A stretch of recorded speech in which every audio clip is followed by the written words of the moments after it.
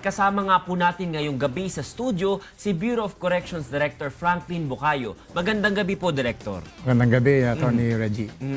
Director, para po sa kapakanan ng ating mga manonood na hindi po nakanood nung una namin kayong ginest dito sa Justice on Air, no? Ano po ba yung ginagawa ng Bucor? Ano po yung parte niya sa justice system po natin?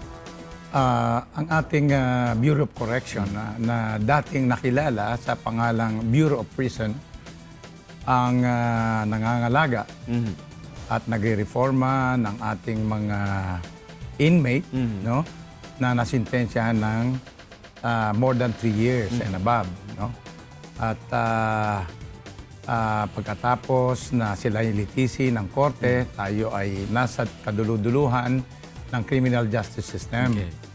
So tayo ang nagkokustudya sa mga inmates na yan at kasabay nito, ating nire-reforma sila. Binibigyan natin ng value formation, binibigyan natin sila ng kaalaman sa edukasyon at sa mga vocational job na para pagka lumabas sila sa ating piitan, sa ating Bureau of Correction, sila ay magiging kapakipakinabang na mamamayan uli ng ating lipunan. Director, ano po yung pagkakaiba ng Bucor sa BJMP? Kasi minsan naguguluhan sila, no? Kapag kinulong na, iniisip nila, ay nakakulong na yan sa New Bilibid Prison. O kayo po ba yung nangangalaga din sa mga nakadetena o yung BJMP yun? Attorney Reggie, iba ang BJMP. No? Ang hawak ng BJMP ay yung tinatawag nating remand prisoner. Okay. Yun yung detention prisoner, detainee. Yun yung mga nililitis pa lang ang mga kaso. Pag yan, ang kaso na ngayon ay nalitis na at nabigyan ng sintensya, pagka ang parusa ay mababa sa 3 years, 3 years.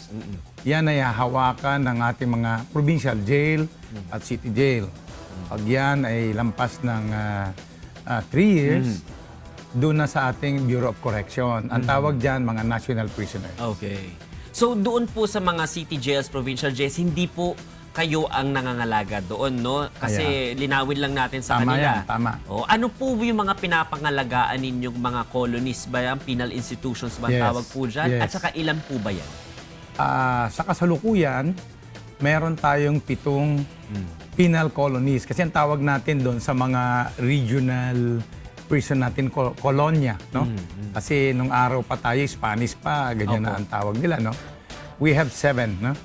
Kauna-unahan yan, yung alam ng nakararami sa Muntinlupa, Yeah. yung New Bilibid Prison. Sikat na sikat yan. Yeah, sikat yan. At yan ang may pinakamarami tayong inmate, no? Ang pangalawa dyan, meron tayo ng Correctional Institute for Women. Nandun yan sa Mandaluyong. Okay. Ang pangatlo niyan ay yung San Ramon Prison and Penal Farm. Yun ang tawag natin, Prison and Penal Farm sa Zamboanga. May farm ba talaga po dyan? Yes, isa ang pagpa-farm kasi, isa sa ginagamit natin yan upang ma-reforma sila, no? Upang yung time nila habang nasa loob ay magiging kapakipakinabang. Then we have the Davao Prison and Penal Farm. Then we have the Leyte Prison and Penal Farm. And we have the Sablayan Prison and Penal Farm. Ang Iwahig Prison and Penal Farm sa Palawan. Sa Palawan po. Sa Palawan. At diyan po sa sa mga penal institutions na yan, no, tsaka mga kulungan po. Ano po ba yung rate ng ating congestion diyan? Kasi alam po naman natin lagi sinasabi yan na very congested ang prison natin, no? Tama. Kulang po ba yan or sapat na po ba ngayon o balak yung magdagdag in the future? Alam mo, Reggie, yan ay kailangan natin ng mga bagong pasilidad. Sa kasalukuyan, we have an average of 145% congestion. Wow, taas nun. Mataas yun. Oho. For example, yung New Bilibid Prison natin, ang capacity lang yan, supposedly is about 9,000. Yeah. We have about 21,000 there now. So, Dami. ganun, more than double, Yeah. di ba? Ganun ang dami niyan. So, sa lahat ng ating piitan, kung isusumahin mo ang congestion rate natin, we have 145%. So talagang kailangan natin mag-put up na ng mga bagong selda, mga bagong dormitoryo.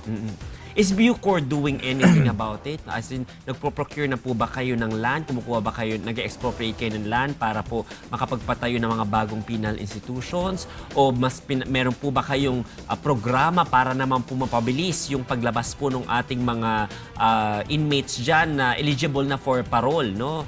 Or probation? Ano po yung ginagawa ninyo para at least maibsan yung congestion rate natin? Yeah. Tama ka doon, Attorney Reggie. Dalawa yan. Sa sinabi mo, kung meron tayong lupa, marami tayo. Malalaki ang lupa ng Bureau of Correction. No? Napakarami. Ang kailangan lang natin ay konting budget for capital outlay para makapagtayo ng mga fasilidad. Infrastructure ang kailangan. Infrastructure. Para mabawasan yung congestion. Tutulugan, custodial, ang mga inmate. Okay, sa kabilang banda, meron tayong para binibilisan din natin yung paglaya. No? Last year, we have about 4,000 to 5,000 releases. Wow. Yes, releases nationwide. But And this is an improvement from the previous years. A little improvement. Okay. Merong konting improvement yan dahil talagang dumadami. Dumadami. But in spite of the releases, dumami pa tayo ng mga 1,500. Okay. So, talagang... Mas madaming pasok kaysa labas, Yes, no? yes. Mas maraming pasok. So, kung 4,000 na nirelease natin, ang pumasok sa atin, 5,500. Yeah. So, dumami pa tayo ng 1,500. So, ganun yung nagiging trend, ng natin. Kaya mabilis tayong umaaksyon pagka ang korte ay nag-issue ng acquittal. Yan. Yung mga served sentences, kunyari, yung kanilang mga sentensya ay na-attain na nila, nire-release na natin. Parole, marami rin tayong nire-release niyan sa parole. Kasi indeterminate sentence, pagka na-attain na nila yung minimum, nakalang sentensya, candidate na natin siya for parole. Provided, meron siyang good conduct time. Yeah. Maganda ang performance niya, i-recommend natin yan na probation na makalaya. Director, alam naman natin na may bagong batas. Bago kayo na-appoint dyan sa posisyon ninyo, bigla nagpasa ng yung modernization po ng Bureau of Corrections. Ano-ano po ba yung stage na tayo sa implementation ng batas na yun? At saka paki-explain din po kung ano yung mga nilalaman ng batas na yun para po ma-modernize po yung Bucor. Pero bago nyo po sagutin yan, sagutin natin yan sa susunod na gap. Magbabalik po ang Justice on Air. Bucor Modernization Act of 2013. Ito'y pinirmahan ng ating presidente noong May 24, 2013